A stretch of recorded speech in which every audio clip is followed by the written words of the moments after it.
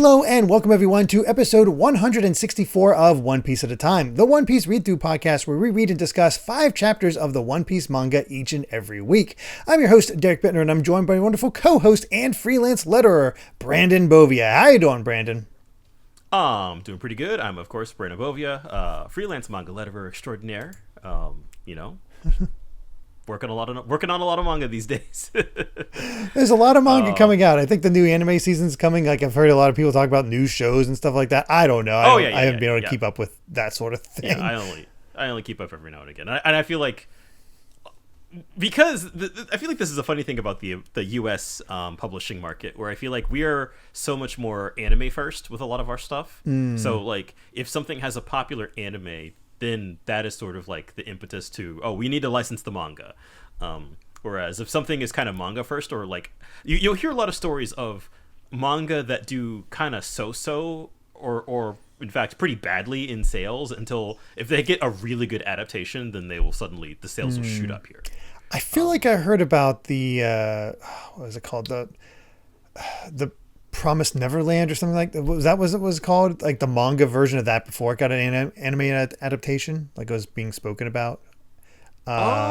Maybe that was sure. Probably a reverse example where the animes. Well, after the first season was good, but yeah. Oh yeah.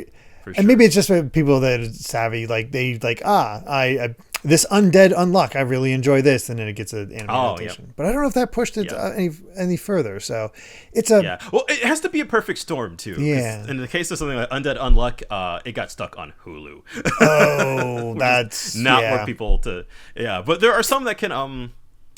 The streaming situation with like Vinland Saga is a complete mess. But that's an example where the anime was good enough that it did actually bolster the sales of the manga a lot, despite the fact that it was on Amazon, and then then they split it with Crunchyroll, and it was a whole thing. I think that like the big one though is probably My Hero Academia, where I didn't really hear much about the manga, but that anime came out, and all of a sudden people were like, "Whoa!" Yep. So yeah, it's a really interesting case. I feel like that it's something that's unique about like the U.S. market in particular. I feel like Japan is so much more light novel and manga first focused, and the anime is sort of like the nice advertisement, but is by no means the forefront. Yeah, you don't hear too much about light novels, but either way, we're here to talk about One Piece, which is novel length and size, but certainly not light.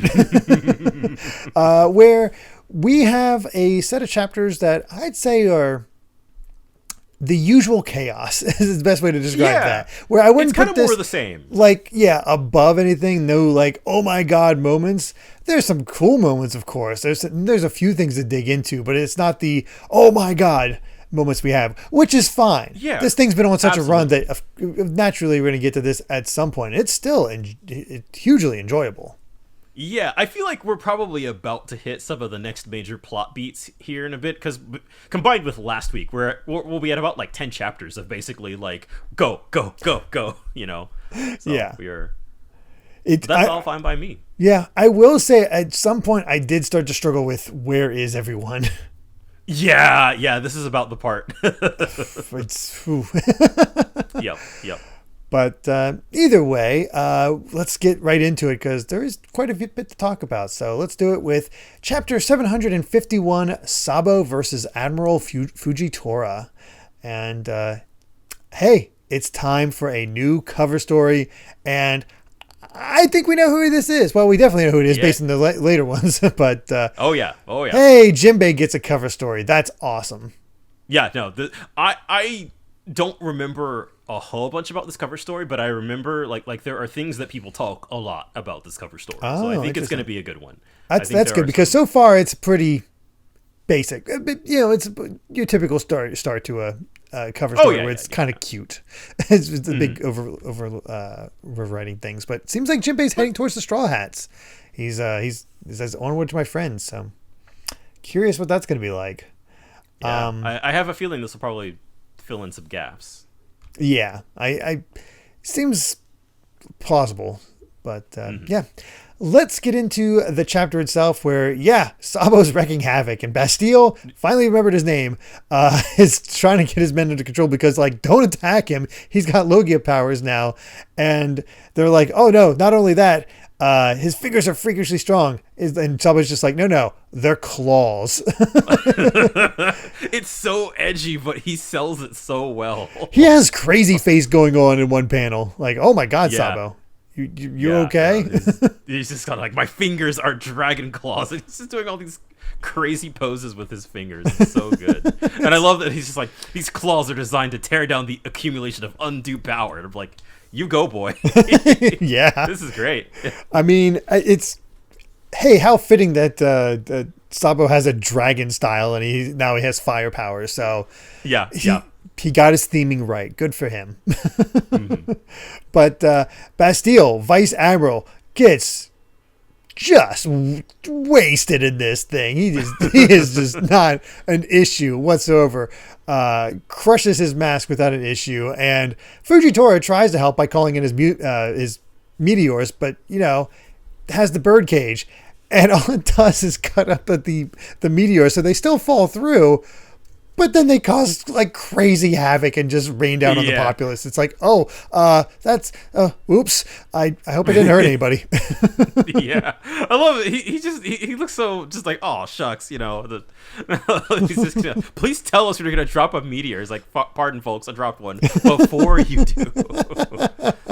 just like he's also just a goober. He's great. He's very Fujitora is just, as we've said it before, just instantly became best admiral. Yeah, he's a gem. Although it is really interesting that the bird cage is strong enough to slice the meteor into tiny pieces. Holy crap! So, poor Dressrosa. This town has got. I don't think we've seen a town get this messed up in a long time. No, like it does again. Kind of shades of Marineford with just like the amounts of just raw destruction going on here. Except it's kind of like inadvertently. Not in the way that like with the Marineford it was like Whitebeard was like, I'm gonna bring this place to the ground. This is more like, again, just kind of like, oops. the things have gone off the rails and collateral damage is happening. So yep. But with Bastille taken down, it's the face-off between Sabo and Fujitora, and he's like, all right, hold on, you're saying you're the sworn brother of Straw Hat, but he's saying that was also Fire Fist Ace. So where'd you come from? I don't think that's like, oh no, the three of us shared the ritual cups.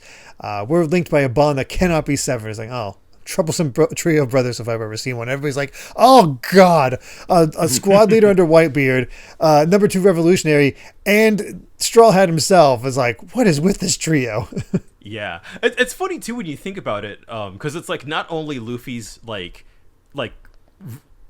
brothers by like ritual, but also his like family by blood are also just like you've got Dragon, you've got Garp, like that.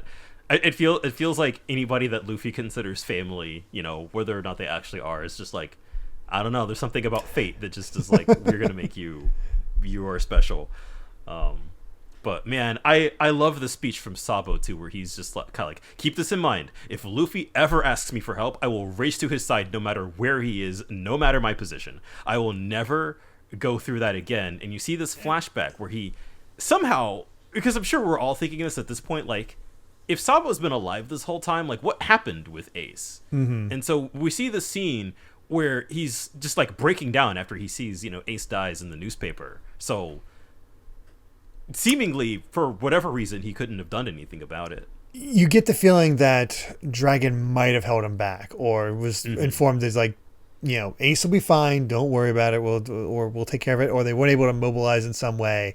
But for whatever reason, the revolutionaries weren't able to be there in order to help out with them, because they were not a presence at Marineford at all. Yeah, and you could sort of probably understand too. Well, for one, we'll learn a little bit more about why. That there's a lot more context to that whole scene. But I feel like you could also assign a similar line of thinking to Luffy, who was kind of hesitant at first, right, to swoop in to save Ace. He's like, no, like Ace has his own adventures. He's doing his own thing, right? Yeah. Like he was like, we're off doing our own thing, and that's cool. We don't have to be by each other's side, but. It's interesting now that again thinking on that, it's like Sabo's like, after losing Ace, I'm not going to let that happen ever again. Not putting it the chance. Yeah. I think they just happen to be in the same place at the same time in this case, but it's like, oh, well, we're in this situation. I'll help out Luffy. Yeah. Yeah. So that seems to be that. And of course they clash, and so we got gravity versus fire.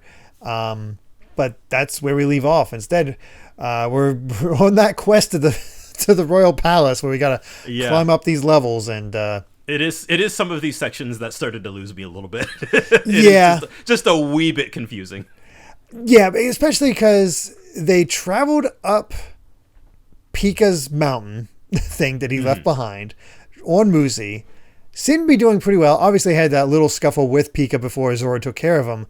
And somehow the gladiators were able to travel just straight up the mountain to get to the first step ahead of Luffy. Yeah, now they're all ahead. Now, because of course at this point, it's just a race to get to Doflamingo. So he's like, no, we're behind. And of course, all the Navy, all the people that are working for Doflamingo are trying to take out Musi, and we're barreling forward. And here comes the Funk Brothers in their suit form to rah rampage through all of them. Is like, hey, I'm here to help too. So we got saved by God Usopp too. So we found a shortcut. So it'll take you straight through straight through to the flower field before the palace. So let's go. And he's like, all right, cool. I can get ahead of Cavendish. And that's when Law's like, hey, we still got to undo my cuffs. I can't fight like this. We should probably go find the key. Yeah, it's fine. Don't worry about it. It's fine. It'll work out. And so Kelly Funk leads them through the passageway, but the two, oh gosh, I'm blanking on their names. Abdullah and Jeet. Yes, Abdullah and Jeet. Yeah. Get clotheslined by the entrance, so they get knocked off Lucy, bonk. and Luffy just keeps going. Whoops. It's like, oh, jeez. What was up with them anyway? And of course, at this point, the transponder snail goes off that Law has, and I love this just gag that just started somehow with Luffy, where every time he answers a transponder snail, he goes, "Hey, this is Luffy, future king of the pirates." I think was the Big Mom call, was that the first time that happened? It might have been. And then I feel like it happened a couple times in Punk Hazard. It has just kept happening where Luffy's just going to answer the phone this way. Thankfully, it's not Big Mom or Doflamingo or anything. It's Robin, who's just kind of like, hey, we have the key. Yeah, we can get him out here. So, okay, so we got to go back to you. It's like, no, you guys go ahead. We have a way to meet up with you nice and quick. So we're gonna catch up to you. It'll be Robin, Rebecca, and Bartolomeo. And I love how Bartolomeo's just in the background. He seems like that. All right, this might not be so weird. He's your player character from Sonic Forces. That is Bartolomeo's role. Specific, but you're so right, because he really is like, everybody else has this connection, this kind of like established dynamic, and he's just like, he's here, he's the fan. I get to take part in an adventure with my hero Luffy. Oh, and his crew. This is so cool. He's like the self-insert. Yeah, he is the self-insert. This is the best day of Bartolomeo's life. Yeah. And I love this where he just after the call, Luffy turns to Long and says, "See, it worked out." It's like, that's just pure coincidence. I'm like, no, that's just how Luffy's luck works a lot of the time. Yeah, no, it's fine. Unfortunately for them, though, they hit a dead end, and it turns out there is no shortcut. It's just a well tilted on the side. And who do they meet here? Now backed into a corner, Doflamingo. Yeah. Doflamingo's already here, so time for another showdown, apparently. Which, not a bad way to go for it, but this is a moving chapter. We gotta we have a bit of texture with Sabo and his like that valve, like how his worldview is going to change a little bit when it comes to what Luffy is up to. But for the most part, it's just, we got to get these guys from point A to point B, and there's a lot of crap in their way. So I am a little disappointed for a chapter called Sabo versus Fujitora. That they really didn't fight. It was more Sabo versus Bastille, and even that wasn't much of a fight. yeah, as one-sided as it was, as great of a beatdown, it was just kind of like, yeah, okay, Sabo's just gonna style for a little bit. Yeah, and I mean, we can see he's the equal to Fujitora, but I think Yeah. it's basically he's there to just hold up Fujitora and while Luffy does his thing, which Yeah. kind of what Ace did with Smoker a lot of the time Honestly, in Alabasta. yeah, it is very similar in that sense. It's just kind of like, yeah, you do your thing. I'm here to stop the Navy. Definitely puts Smoker in a good light because he was holding off Ace, and we find out how strong Ace was in Whitebeard's Oh yeah, crew. certainly. Like, Yeah, that's certainly something. Although it's not nothing. it kind of seems like Ace never learned hockey. Yeah, or at the very least, I feel like it's a tricky thing because it is sort of in the early part of the story. Yeah. Well, no, because they had that whole fight, and then they were like, "This is going nowhere. We can't hate each other." Yeah. So that neither of them had hockey. So at least at that point, womp womp. I think Sabo might be stronger than Ace. I Having hockey Yeah. and once he masters the fire fruit, that maybe yeah, that'll be interesting. Yeah, certainly. I feel like anybody who can go to like toe to toe with an admiral is probably already like, you're good, you're fine. Which is also interesting when you think about it too, because Law and Doflamingo were kind of like, against Fujitora, they were like, what do we do? But Sabo's, he's Gucci, he's fine. Oh yeah, I was like, I can do this. Yeah. although I think Zoro was also kind of excited to take on Fujitora, but swordsman. Yeah, that's also true. Yeah, that's just Zoro. Either way, let's go ahead and get to chapter 752, Palm, and already Jinbei's journey is getting misdirected. There's a lost little sea kitten, which I love that this is actually a species that we've seen before. Didn't we see like a bunch of like giant fish come out of the sea at one point? And they're all in the lucky cat pose. I swear we've seen that in the past. That sounds familiar, but I forget exactly where it was, or if it was part of another cover story. But this species of sea cat or sea kitten has certainly been here before. So. Yeah. Good continuity there. I love the dinky little submarine that Jinbei has. It's very cute. He looks. Yeah. No, I know what this reminds me of. It's a Jetsons car. Yes. Yeah. 100%. Yeah. Yep. Boy, am I dating myself. But we get into the chapter itself, and here's Doflamingo is like, the weak are combining their powers to get your cuffs unlocked, Law. And Luffy's like, oh, okay, I'm going to beat you down right now. It's like, let's do this. And friggin' Doflamingo just smacks it away. He's like, no, I came to rescue you since, what kind of idiot falls into a trap like this? A shortcut? Really? And it is kind of a... Speaking of dated references, it feels like a very like Wacky Racers kind of plot. It's just kind of like, hey, take this shortcut, and it's just, it's a dead end. Like we're in a race. We're in like a very kind of cartoony kind of race right now. Oh man, this whole set takes on a different meaning if you apply "It's a mad world" to it, or Rat Race if you're more '90s inclined. Yeah. But we see more of Doflamingo's powers where he uses his bullet string on Musi, and Musi's not looking so good. He's had a bad day. He really has.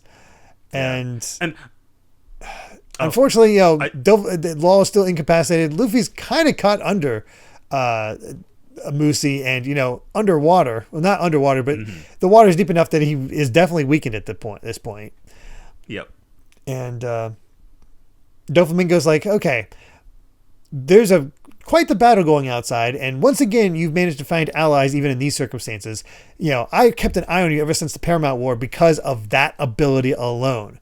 But what do I find now? We were talking about last week. Yeah, and we talked about it a lot during the whole thing with the Paramount War. How Luffy just gathered up this group as he went through Impel Down. But it's like, you had this ability, but you're an idiot, so whatever, die. And he even lays into laws like, hey, I thought you were smarter. What is, like, you were cunning and calculating as a kid. What happened, man? Yeah, it used to be cool. Oh, it's like, oh, is it my brother Corazon? Oh, if he hadn't gone soft, then why are you dying such a pathetic death if you think you're still so, tough? And then out of nowhere, here comes Abdul and Jeet to cut into him and to save him, and reveals that, yep, it's another string puppet, which it was makes sense. Yeah, that's not surprising whatsoever. Yeah. Though I will say, seeing the mechanics of it this time around is, that's a bit freaky. I don't know what it is, but it's really freaky. Man. And apparently it just has extra clothes on it too, because the pants are left behind. Yeah. I feel like that's we're going to see a little more of this, I think, it kind of in bits and pieces, but just I love sort of the intricacies of Doflamingo's string powers, like just the way how like tightly woven you would have to tie string to make it, kind of control and look like a person. Yeah. And sort of seeing it break apart like this is just like, just from an art perspective, is like, wow. But also like, you can sort of get an idea or like a feeling of just like on how like small of a level that Doflamingo has like control. Mm-hmm. And the other crazy thing about it is that he's a paramecian type that essentially has the ability to have a double that's a Logia type. Yeah. That's pretty wild in and of itself. Yeah. I feel like as far as paramecia types go, Doflamingo, again, he's definitely the most like just completely cracked out and ridiculous. As far as like the variety of powers, sure. I did see there was a comment talking about Sugar and how her powers are is like, okay, here's a devil fruit that allows you to turn people into toys. Also put mental blocks on them, and also like make everybody's memory of you disappear. Like, man, that's a wild devil fruit to allow you to do that. But it also seems natural when you look at what the heck Law can do. So it's just like, yeah, I feel like that's also part of devil fruits is definitely like down to the creativity of the user, but a part of it is also like, does your devil fruit come with one power or like 10? We're starting to see the power creep of devil fruits themselves. So just a little bit. Yeah. Although I do like in the case of Sugar, I do like that it is like purely like, it's not really a combat kind of thing. It's more of a, here are a specific set of rules and a specific set of abilities. And you can kind of see like, consider that maybe she powered it up to have those extra abilities as time has gone on. That's also true. Yeah. Hard to say, but there's an aspect to that. We'll see. Yep. But either way, we have Abdul and Jeet save the three of them, and did we actually take down the big shot? It's like, no, it's of course fake, not. you idiot. And it turns out, Kelly Funk was in on it. He was trying to sell them out and did not work out for him because he got sliced up by Doflamingo. Yeah, so I feel like if there's one lesson in any of this is just like, don't trust Doflamingo. Don't trust Doflamingo. Which, I mean, that's also another aspect to it, right? Is, like the whole bounty thing, right? He's not gonna pay. No, that's just not gonna happen. You shouldn't. After all of this, you should not trust that man. Yeah, and after all that, that's when they learn that also that everybody else is already on the second step. You're behind, so it's time for a real shortcut. As Kyros arrives on the first step and sees all this. Now, what I want to know is how he got there. I'm right, Kyros. Oh boy, he's something else. But we reached the second step where the officers are all like, wow, none of them actually fell in the first step. Foot soldiers aren't enough, so we're gonna have to take care of this ourselves. And all of a sudden, here comes Luffy's elephant gun bursting through the ground. What a great visual! Also, I forgot the spiky-haired guy's name again. Gladius. Gladius. Oh my god! I finally remembered that one. I saw him and I was like, oh no, I forgot again. It was bugging me. I don't think he gets name dropped. Like, he does stuff, but he's not name dropped a single time in the set. Not in this set, but God. Either way, Abdul and Jeet stay behind. Luffy grabs hold of Law, and I love how he just Law's this accessory for him at this point. Yeah, it's just getting dragged around. It's kind of like the opposite of what happened with him and Chopper on Pug Hazard. I don't And know. This whole section, Law's just been humiliated. It's kind of hilarious. it really is. Just completely take the importance out of him. But yeah, Luffy arrives on the second step, and it's time to just wreak havoc. But before that, it's time to see what's going on in the Royal Plateau to find out the Tontatta's plans for getting them all to to catch up, their fast way of traveling. And they're all, I love the face. We get that classic shock face from Robin again that we rarely see, but it's been happening a lot lately. It has been. Where they're like, oh, you can fly over there with our stag beetles. It's like, no, we can't. We can't ride on these things. The yellow cubs are not going to work on us. It's like, no. This is a jumping service. They're too heavy to fly. And so we got a plan. We just need you to jump. So go. And they kind of go off they go. And they kind of work like parachutes to a degree. They can slow fall. And yeah, that's not flying. It's falling with style. And Oda's going to have to be very careful with his angles when it comes to Rebecca and Robin. Nobody look up. Seriously. Oh my God. But yeah, basically the way they do it is they got to fall and aim towards the roofs, kick off once they reach that, and it'll launch them back up again. And the stag beetles will basically allow them to hop through the air and like step over everything. So it's a way to air step without air stepping. Yeah, it's kind of almost kind of like a magical, I don't know, almost Disney-esque kind of imagery. Where they're just, yeah, it reminds me of something, but I can't place my finger on what exactly it is because it feels very similar to that sort of stuff. But you're right, there is a magical quality to it. Mm-hmm. And Bartolomeo is definitely feeling it. He's a kid. He's just like, I get to do this with my heroes. This is awesome. Yes, I love. Meanwhile, we just get a little bit of a peek at Frankie versus Senor Pink. well, the Tontattas tell Frankie that they've got an idea how to open the factory.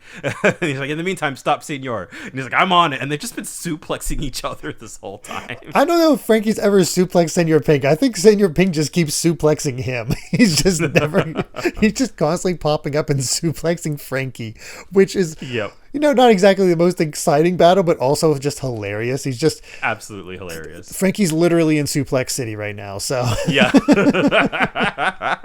He's met his match. Oh my God. Yeah. Meanwhile, Zoro's having the time of his life too. he's loving fighting Pika. We got the insanity of like the flames popping up from Sabo versus Fujitora. This whole city is just completely trashed. Oh, it's in such bad shape. And then we got Cavendish riding his horse, coming up to Luffy. Is like, all right, we have a plan. We got to do this. And we head to the planter and the palace. And here's Doflamingo just chilling in his usual spot. And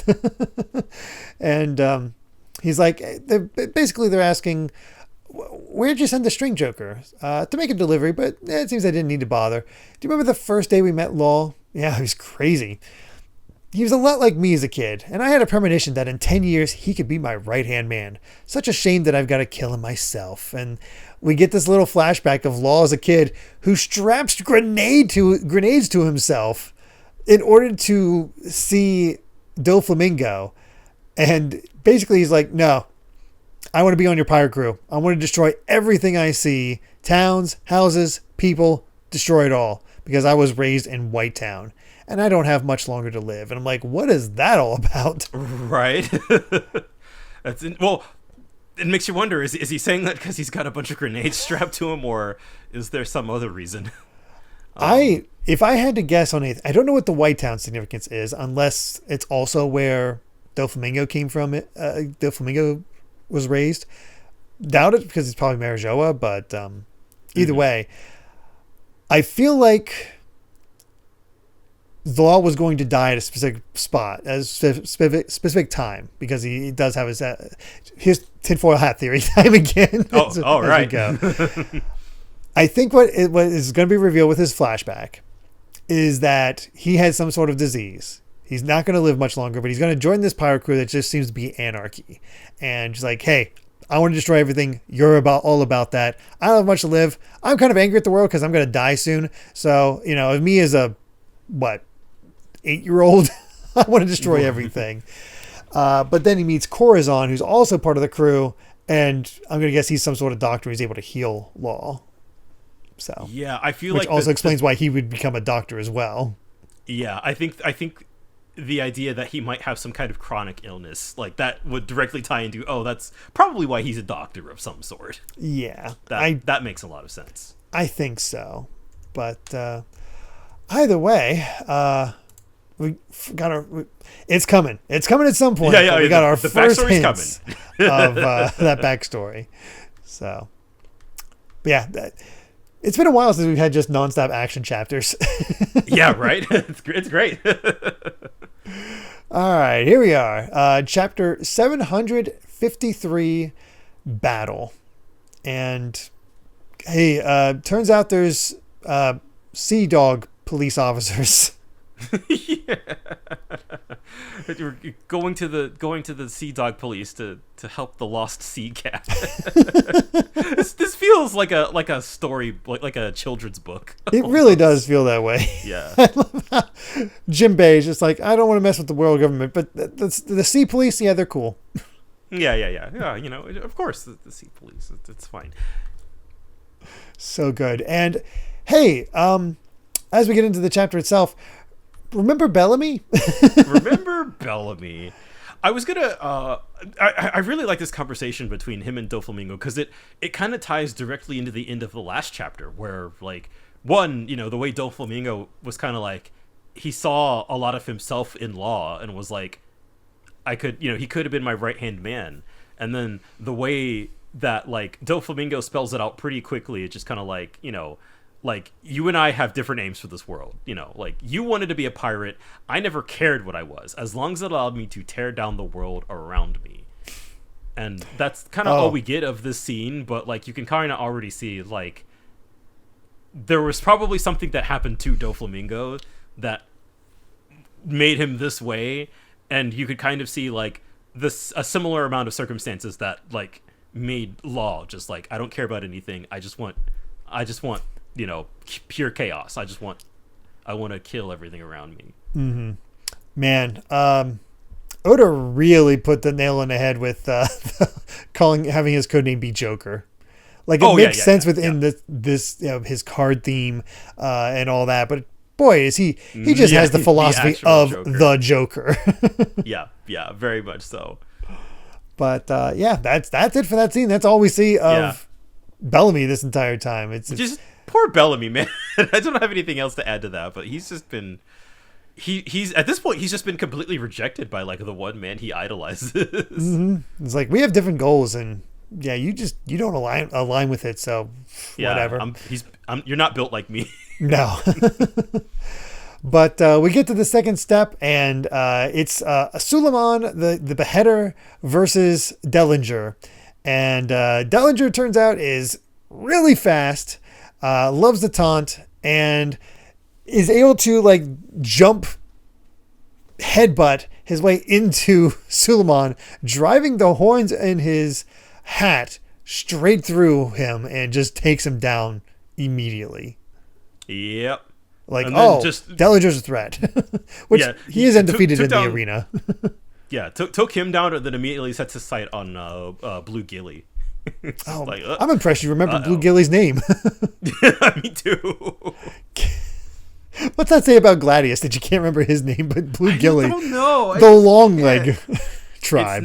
It doesn't, for some reason, that one name doesn't stick to me. I feel like I've been good about characters this whole arc because there's 50 billion of them, but seriously, there's always got to be one who slips through, and it's Gladius for some reason.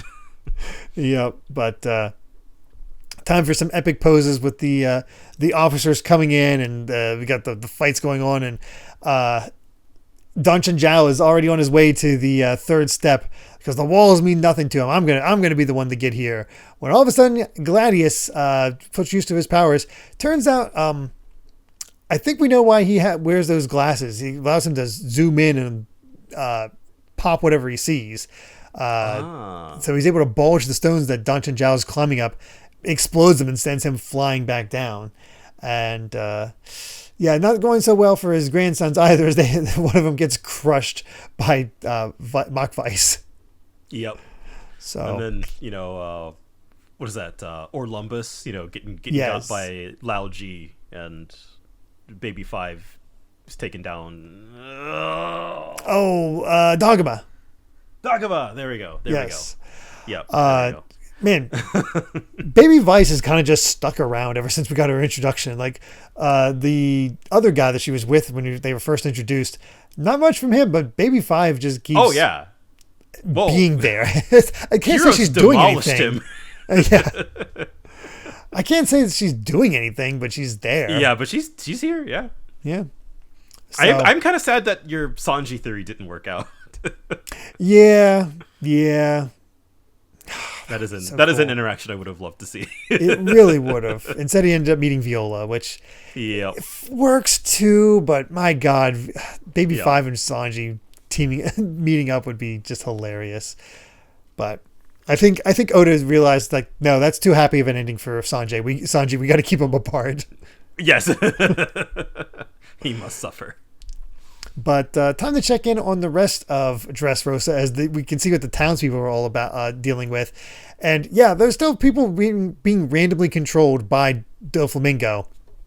And they're basically wrestling all of them to the ground to tie them up and make sure that they can't hurt anybody. And they're like, thank you. I nearly killed my own family. I burned the town. I slashed my best friend. I feel so guilty. He's like, no, it's Doflamingo. Don't try not to feel guilty about this. But geez, these people are going to be traumatized by the time this is over. Seriously. But we come in with an informant who knows where Riku and God Usopp is. So they're basically is like, this is hell. We can't put up with this. We needed to stop. We need to survive. It's just going to continue till we're dead. So we got to go find Riku and God Usopp and just capture them and have Doflamingo end this. Yep. Which, from the perspective of the townspeople, is an understandable position to take. I mean, you're desperate. This is the only hope you have. You have no idea what what powers are at play at this point. All you can see is what Doflamingo's doing. You're like, yeah, that's about the only choice you got. Yeah. Also, I do love how the phrase God Usopp seems to have stuck. That's so good. Went from a sniper king to a god. Yeah. Oh, gosh. But we go to the Smile Factory, and a sad tank is tipped over. And, basically, because of all the fighting and the earthquakes and the movement of this thing, it's causing trouble. And the ones watching over the Tentatas are like, hey, don't worry about this. Don't ask questions. Just get back to work. And they start whipping them all. When, thanks to the glass roof at the top, they can see outside. And Bion is using her troops to spell out, unlock it from the inside. We've been fooled. Fight. Which convinces them, like, wait, we're being lied to? Yeah, our friends would never lie. And I do have to shout out the lettering in this scene, because there's a very low chance that this was in English in the original. There's no way it was in English. Yeah, so having to sort of painstakingly rearrange all of the dots so that it reads in English, and you don't even think about it. It's just something that you see and you're able to read, and that's our job. So I see that and I'm like, oh, it's seamless, and it's good stuff. But I like how they show the power of the Tentatas. They take out the masters so quickly. You forget, like, oh right, they're like super strong. Yeah, really. But we go back to the second step, and again, this really shows just how chaotic this all is, because we're going everywhere. We're not sticking with one spot. This is chaos chapters where we don't really get to focus in on any one place. It's just back and forth, back and forth. Here's what's all going on at all times, and it gets confusing to a certain degree, because last we saw of Kyros, he had just reached the first step. We're on the second step now, and somehow he's on top of Cavendish's horse along with Luffy and Law. Yeah. I think at this point, like, it is kind of just for the gag, but it does make you feel like you missed something. A little bit, or like it's so chaotic you're not like keeping up with everything. Yeah. Missed something. Yeah, because like done. you can kind of understand, like, oh yeah, last time we saw like Luffy met up with Cavendish, and Cavendish was like, I got a plan, and then it's just like, oh, Kyros is here now. It's like, okay, all right, sure. Yep, sure. I mean, it works. It's nice to have him here, and he's definitely going to move faster on this horse despite Cavendish's protests. Because it's like only we're over the weight limit here, and it's only supposed to be two it's people. kind of background chatter at this point. But that Kyros gets upset because Luffy's like, "Hey, we're gonna go meet up with Rebecca," and like, wait, she's among the enemy. Why didn't you stop her? Well, we're gonna meet up on the flower field on the fourth step, but she's on the list of convicts. Dad don't worry, mode she's activated. with his crew, but there's only it's only Robin at this point. They're so split up. Yeah. Hey, Bartolomeo's got it. Yeah, exactly. I like how it's not that the horse seems to be able to handle the extra people. It's just that he can only run gracefully if he has only two people. Yes, of course. It doesn't look quite as pretty. Mm-hmm. I do kind of like establishing here that for once, Doflamingo's not the goal for Kyros. He's like, no, I got to go get Diamante. He killed my wife. It's on site.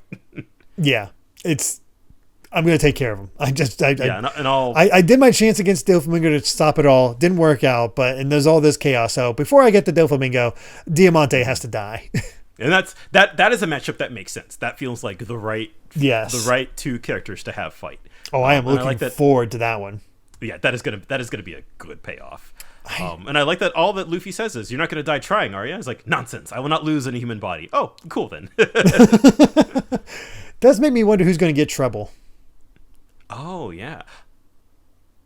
Oh, okay. I was like, I paused. It's like, I don't remember. Then I was like, wait, no, I do remember. Oh, okay. Yeah. But they're moving forward, and all of a sudden the officers realize, like, wait a second, the gladiators aren't just fighting on like their own anymore. Like there's like every man for himself type thing.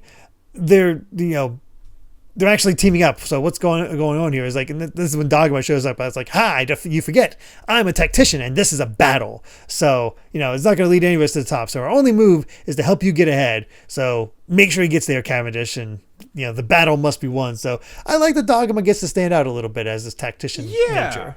You didn't think that aspect would come back, and I really like that. Again, this really is like Marineford kind of 2.0, where now everybody's we're all working towards the same goal. We're all rallying around Luffy, and it just, the way that we've gone from all of these people being out for themselves in the tournament to now all working together toward one goal. And we had to get, it wasn't, let's work together to fight Doflamingo. They had to kind of get there, but they got there now, and it just it's super satisfying. Yeah, and despite the fact that immediately Dellinger's like, enough of this, and he does his like spike hat thing thrust into Dogma's body and take him down, who just screams out, aim for the peak, and Cavendish cuts through the men. Got Jet Gatling is like, all right, they're starting to team up, let's go. Yeah. I was just going to point out, it seems like Dagobah was like holding on to Dellinger so that he can't let go. Oh yeah, I missed that. Yeah. He just keeps him in there. So he took the hit for the sacrifice. Good on you, Dagobah, especially because he was willing to sell him out for that bellies berries at first. That's character development. Oh yeah. But we got the gladiators teaming up much more so this time, and that's how this chapter ends. Feels like we're going too fast. This is weird. Right. But we do have an SBS where, hey, draw Godzilla. There's always Godzilla. Sure, why not? Why not? And everybody's like, hey, of all the main characters that have appeared in the story, only Vivi has been accepted by the Straw Hats as one of the crew while remaining separate. Can you tell us, her number, her color, her animal, her likes and dislikes, and so on, same way you did for the others? And Oda's like, yeah, sure, if she's always been popular. So her official number is 5.5. Her associated color is white and gold. Her animal apparently is a pigeon, according to her voice actor, Misa Watanabe. Sure. She likes curry and pudding, dislikes dried squid, so not a fan of Hachi. Yeah, I do like that we, after all this time, we still kind of accept that. Oh yeah, Vivi is one of the Straw Hats. I like that. That's it's always nice to see her show up, because it's amazing how much she bonded with the crew in that 100 chapters or so. Yeah, and it makes me wonder if we're going to reach that point with Kinemon and Momonosuke. So far, it doesn't seem like it, because they're not as closely involved yet. Mm-hmm. It's because they're definitely doing their own thing, and Momonosuke's out of the story at the moment. So, oh yeah, that's also true. Oh goodness, but yeah, let's get to chapter 754, Making Acquaintance. And all right, turns out this sea kitten lives in the town of the sheriff dog.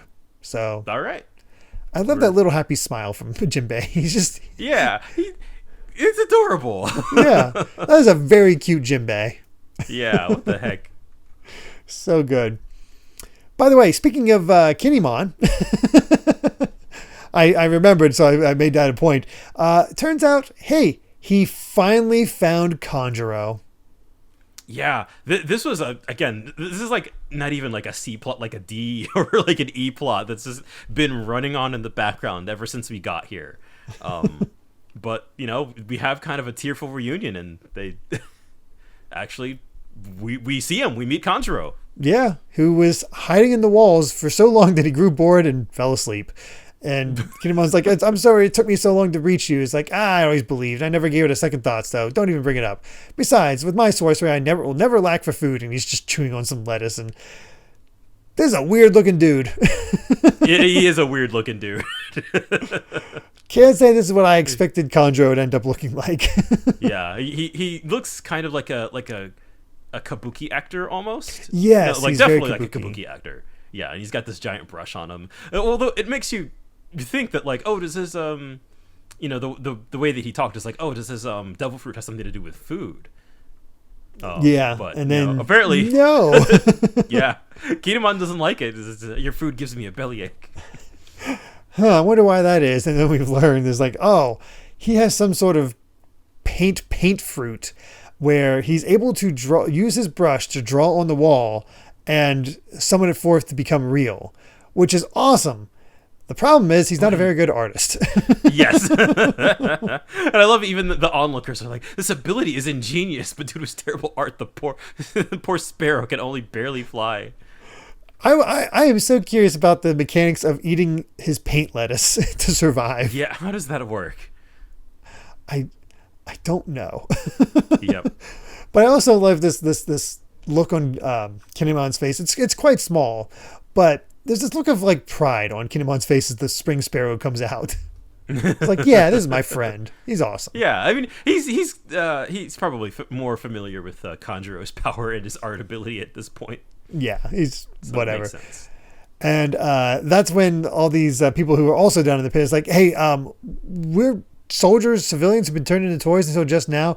We have no idea what's going on, but is Riku well? And we have families. So, hey, get us out of here too. So we got more people joining the fight. He's rescuing more of these people that were toys. But we get our map again where it's still Zoro versus Pika back on the Pika Mountain. Luffy, lol. I love that Cavendish is just cabbage in the little. Yes, cabbage. it's like Luffy was doing all this. Yes. And then Kyros, they're traveling up toward the third step. But they're trying to bring it to a stop. They're trying to stop him from reaching that point. But here comes Blue Gilly. I wouldn't have remembered that without you, our long-legged man, taking out all these men.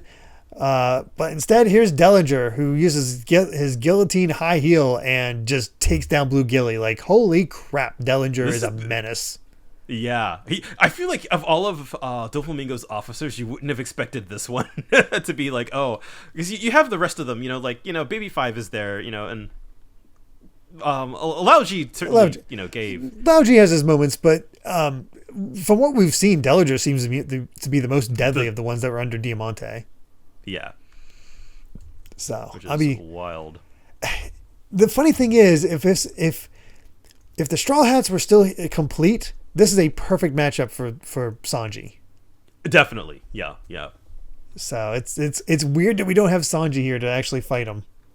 Yeah, and that makes me wonder, given the size of Doflamingo's crew, if they were perhaps designed initially to have a Straw Hat to go 1v1 against, but then maybe at some point Oda decided, like, no, let's keep things moving, so we're gonna break up the Straw Hats, and we already we have so many new characters anyway with the tournament, so true. Or maybe just throw people off because we have a format. You know, yeah, like have somebody for everybody. Something. It's a really good way to break the pattern, and I feel like Oda's really good at that with this arc for sure, and later arcs as well, where it's like things don't really go the way that you think based on, you know, how you might think of, like, oh, the hierarchy of the villains are so and so, so no, so here are all of your 1v1s. It's not quite like that, which I feel like is sort of a that can be a problem with shonen manga sometimes. I feel like where you introduce definitely a villain faction and you just like, okay, here's your 1v1, here's your 1v1, here's your 1v1, and it just all becomes like it just becomes a pattern.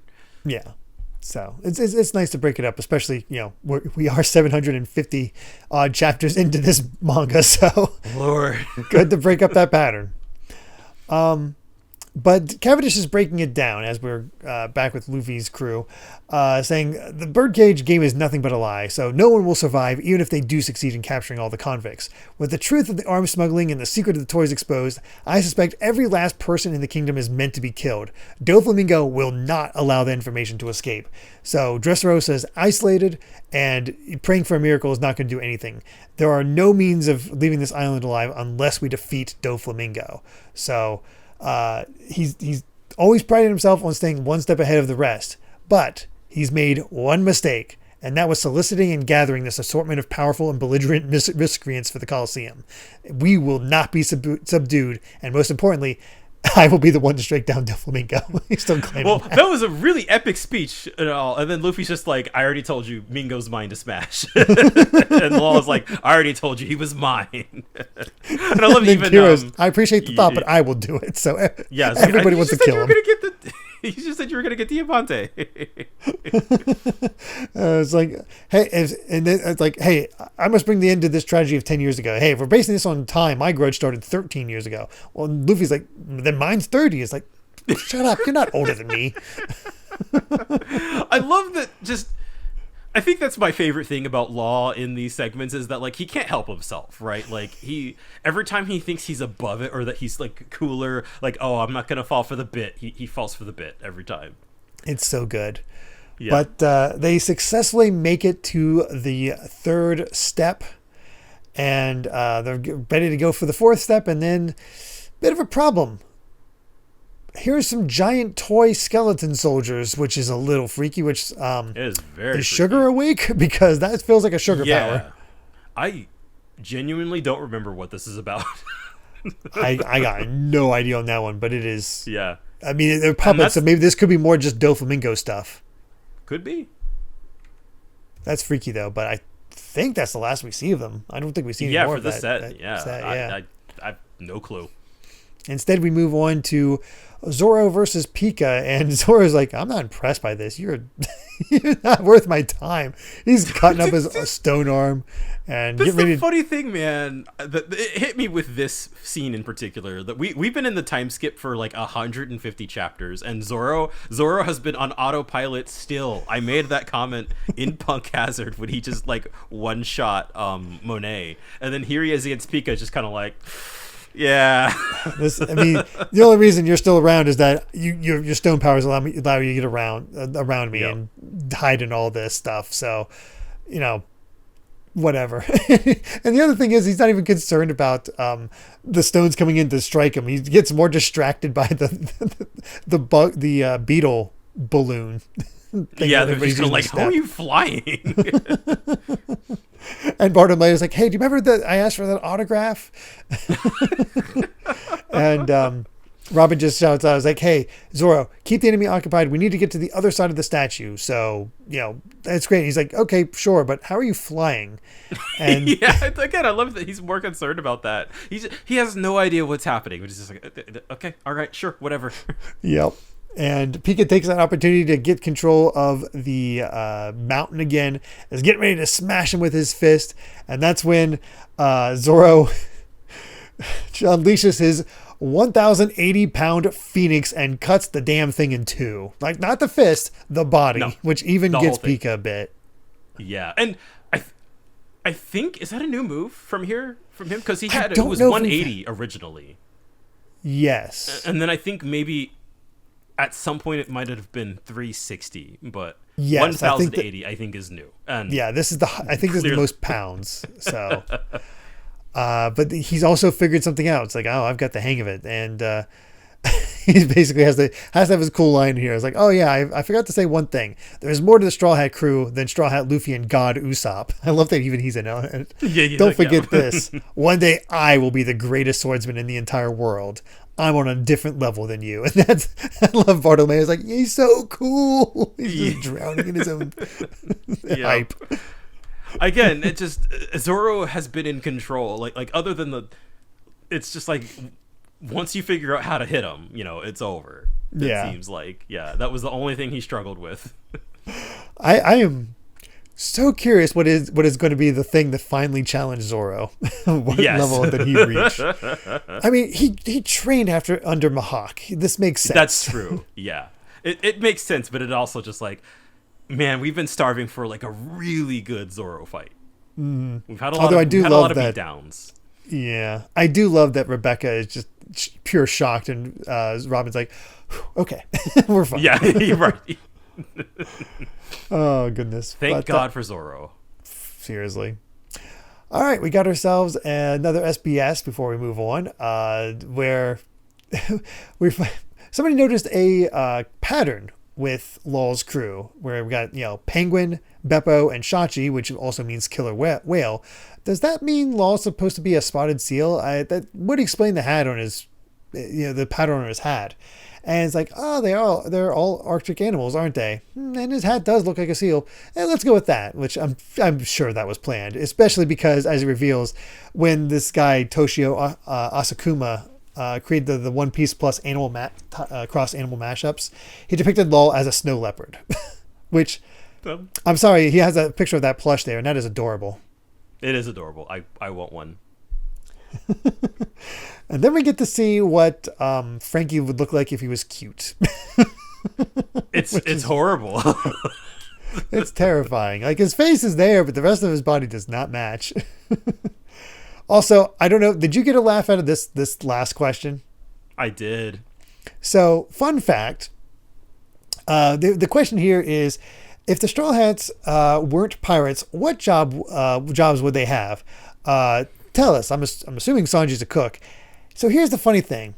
As part of our Patreon, we have a bi-monthly Q&A.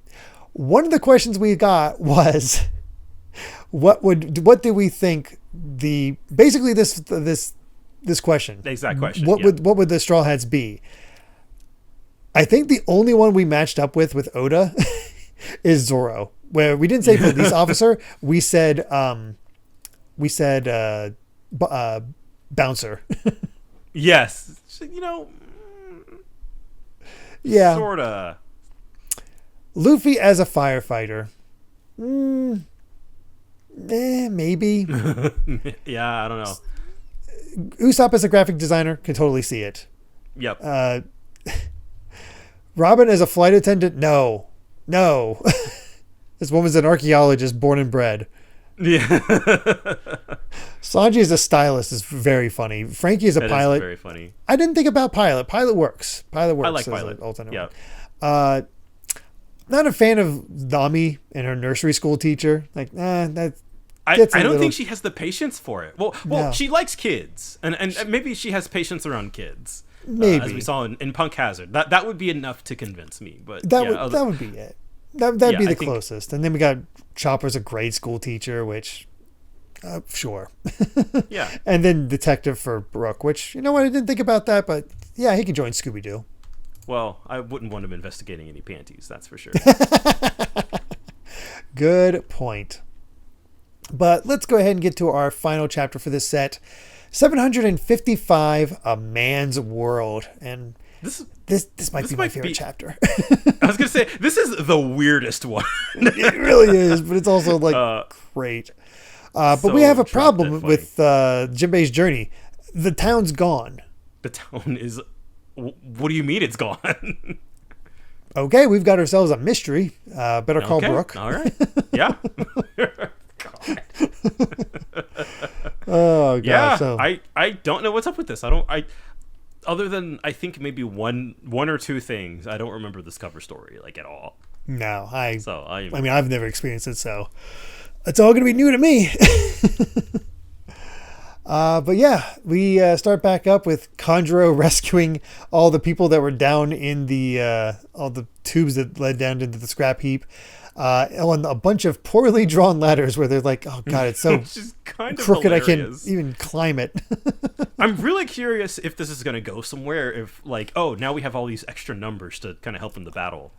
I don't think so. I think it's more just a rescue operation. Yeah. Nobody down here seems that important. Well, we have extra soldiers, but yeah, that's pretty much right. I don't think it's going to be anything too crazy, but like I'm imagining that there's some kind of like last minute save or something. Something like frankly, that. Yeah, I have no idea where this is going other than getting Conjuro out of there, and this is just sort of a consequence of that. Mm-hmm.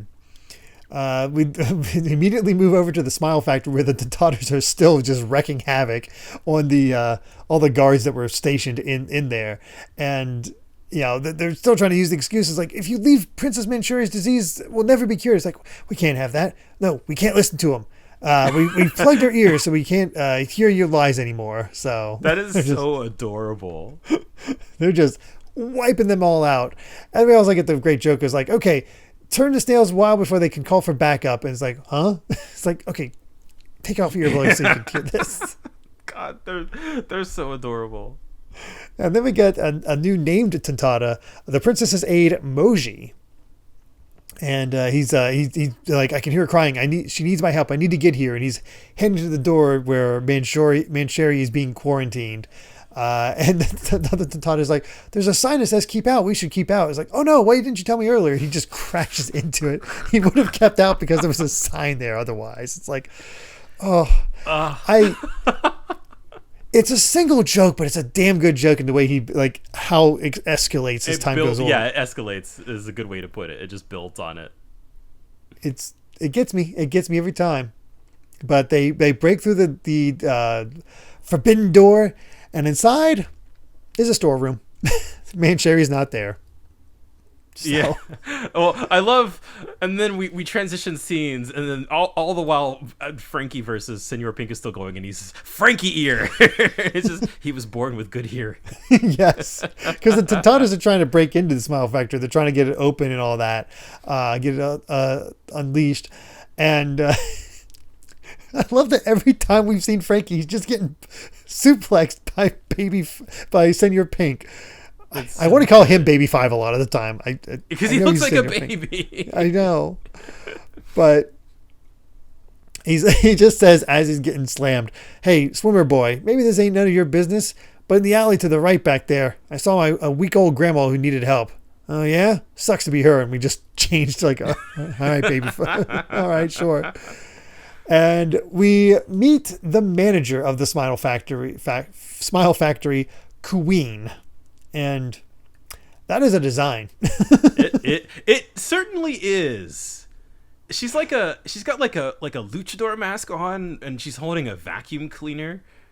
Yeah. And like the whole bit here is that like she really is like an annoying middle manager. Very much so. And she just starts vacuuming him up.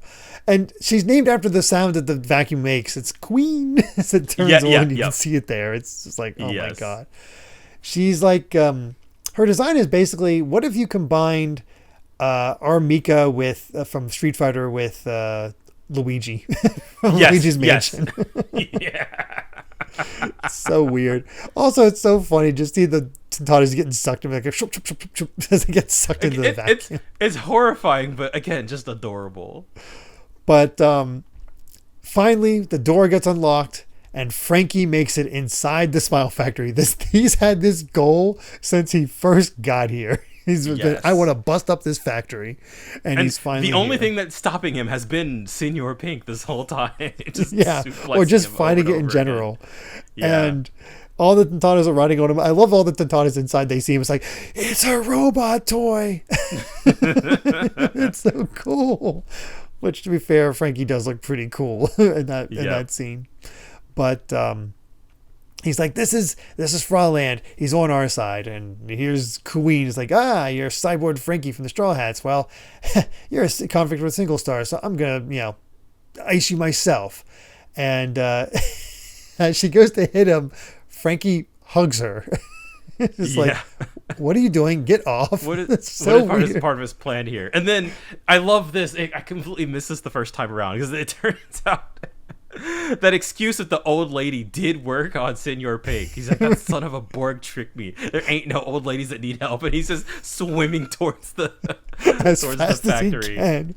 And he's like, which is a relief. Don't get me wrong. And I mean, that's why he's hard boiled. He's like, sucks to be her, Yep. but I'll still rescue her. Like, we stand Senor Pink here. Yes. I love how somebody was also like not into Senor Pink at first, and then they're like, as listening to us and rereading this, they're like, I kind of get it now. Yeah. It's so dumb, but it's committed to the bit so hard that I can't help but laugh at it. And this really is, I feel like, the peak of this joke. It really is. And I love Frankie's like, I'm getting tired of you slamming jamming me with all those damn suplexes. So you trying to dig up a hot sprig with the back of my head? And he lifts up Queen as it's as Senor Pink is coming for him. And that's when Frankie unleashes the Southland suplex to knock Queen straight into the head of Senor Pink and knocking them both out. Like, Senor Pink is down. I don't know if he's out, but he's down. Yep. And she, Queen is not. She's like, that hurt, damn it. How dare you use my head like a hammer. Yeah, and then she just goes full into manager mode. Like, you can't treat me like this. I'm the factory manager. I'm the boss. And they're like, don't run away, Frauland. If she snaps, then we can get her back under control. And he's like, I'll use my suction to pull all your guts. And as she's saying all this, he grabs hold of her tie and pulls her into a kiss. It's just like, which is, again, what? Frankie, Senor Pink is rubbed off on you, man. He's like, I think that is exactly what happened here. he took some lessons, which, again, works strangely well for Frankie, because she immediately goes into, I'm so in love right now. Yes. He stole my lips. It's like, why would you do that? You better own up and be my boyfriend, you brute. And this exchange is just what makes it. This is the best part. Senor Pink is just like, hey, don't blame him, manager. It's your fault for getting involved. But Senor Pink, when a woman tries to interfere in a fight between men, how else should she be silenced? And that's what Frankie sort of joins in. It's like, a young lady shouldn't get all worked up over a measly little kiss or two. You said it. Falling in love with a kid, I'd get a nasty hangover from both Frankie both and of Pink. them at the same time. And I love, again, we got Queen, from it. And then, again, the random women out of nowhere. They're so hard-boiled. Senor Frankie. I love it. Went from just he's so hard boiled to they're hard boiled. The ladies acknowledge that both Senor Pink and Frankie are just the most manliest men imaginable. And the payoff to this whole setup of how manly these men are, it's like, I ain't letting you destroy the factory. Well, if you're a man's man, prove it with your fists. A real man's fight is about to begin. How are they going to start their fight? Diaper bomb, nipple light special. Yes. It's just like the most. God, I love these freaks. They're such freaks, and it's amazing. It is. I gotta be honest, it's gonna be hard to top this fight. Yeah.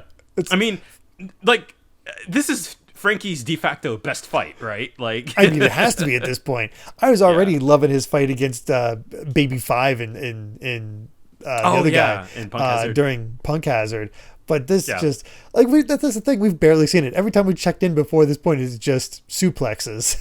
Now yes, we have, and now you're letting their personalities kind of really interact with each other, and it's just like, oh god, they were made for each other. they really were. Oh god. But we move over to Zoro versus Pika, and he's like, Pika's upset. It's like, because of you, Rebecca's group got away. It's like, don't be so humble. It was only possible because of you. And Pika's like, oh no, you guys are never going to leave this country alive. And that's it for that. That's all we got. Like, if Zoro gets any kind of focus, this fight is over next set. That's all I'll say. Yeah. That's just what it seems to be. I don't remember like when. I feel like the fight doesn't end until much later, but it's just kind of like, what's left? Zoro's cooking him. I don't remember if there's any kind of like extra twist or anything like that, or like if we just have so much more ground to cover until then. I honestly, unless we'll see. Pika pulls something out of his hat that really helps, I don't see this fight lasting much longer, or something distracts Zoro in some way. But everybody else is sort of ahead, so I don't think it'll matter. Either way, we catch up with Robin's group as they're still flying along, so we got to be careful where we land. And Bartolomeo's trying to hang on still because he's so moved by seeing Zoro fight. Man, literally just audience insert. We were literally just like, yeah, he's so cool. Like, yeah, he is cool. Yeah, he's very cool. But Leo's found out that Mancherry's is not in the factory. She's locked up somewhere, crying her eyes out for her dear Moji. So she might be in the palace. So we gotta find her there. And we check in just slightly on the old royal plateau where Usopp has discovered that the people are coming after them. So he's like, okay, we gotta scram. We gotta go. They just ignore Usopp the entire time. It's because, of course, Viola with her powers, like, the Tentados are coming from the factory with a report. There's no sign of Princess Mancherry, so, if the country's after us, where do we run? Basically to Usopp. It's like, yeah, okay, I get you. And Viola is very confident. It's like, the people know the truth now. They're not going to harm Father. I know about it. And what about... And Usopp's like, what about me? That's what I'm concerned about. But yeah, they basically deduced that Mancherry is absolutely within the palace. So find her within there, because even Doflamingo would not kill Mancherry because he desires her power. Although at this point, it's likely that us that needs her power most. And it's like, ooh, what's Mancherry all about with her power? I don't know I don't know if we've heard anything about that. Just that she's kind of a brat, I think is the best way that they've described her.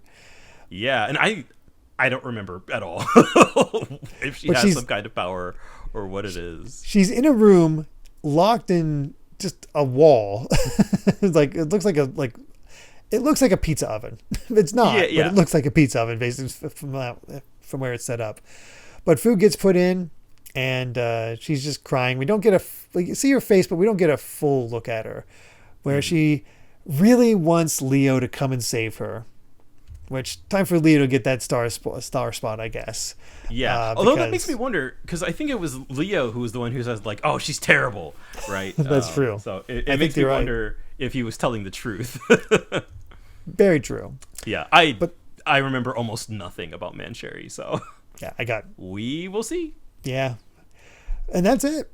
Like I said, it's pure chaos. We never really stay with any one group for that long to have anything really get accomplished, but we're making progress. Obviously, we're getting higher up the steps, which is sort of the big point here.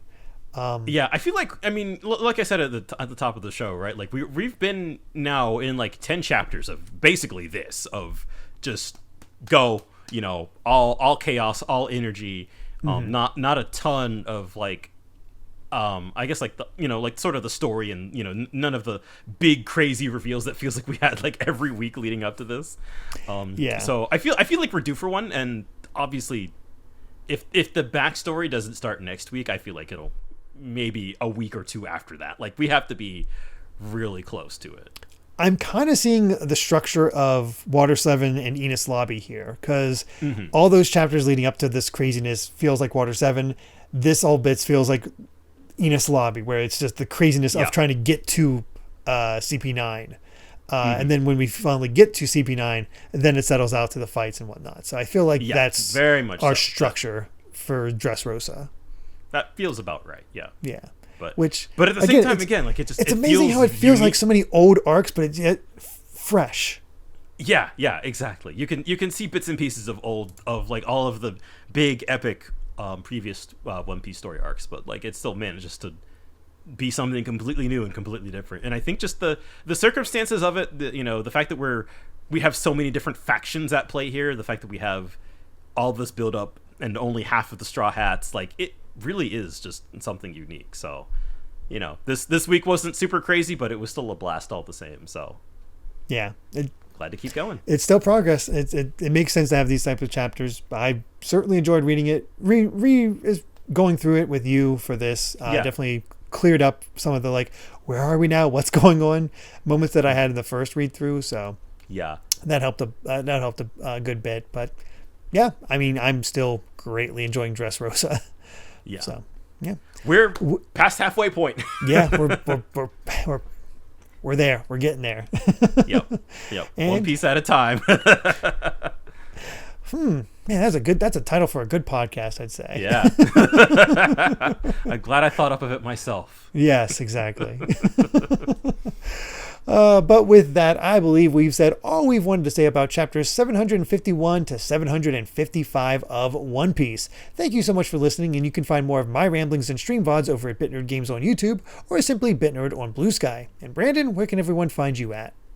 I am Brandon Bovia on Twitter and BlueSky, talking about anime, manga, games, and my job, and that's about it, really. So, yep. Just can't wait to talk about more Dressrosa next week. Me too.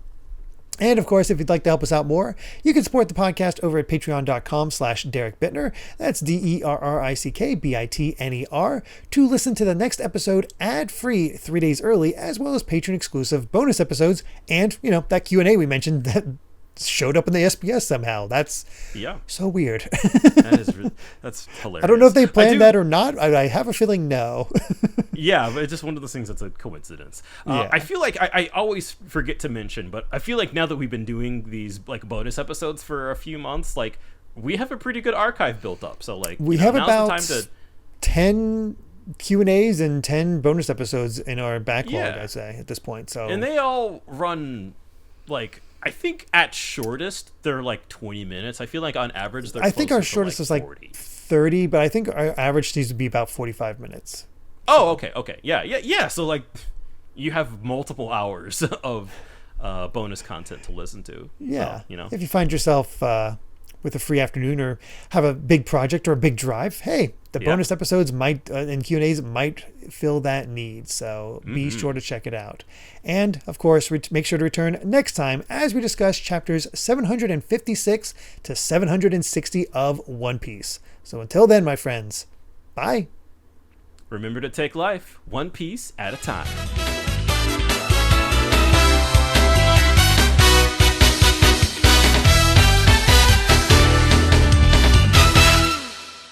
One little kiss ain't no thing, sister.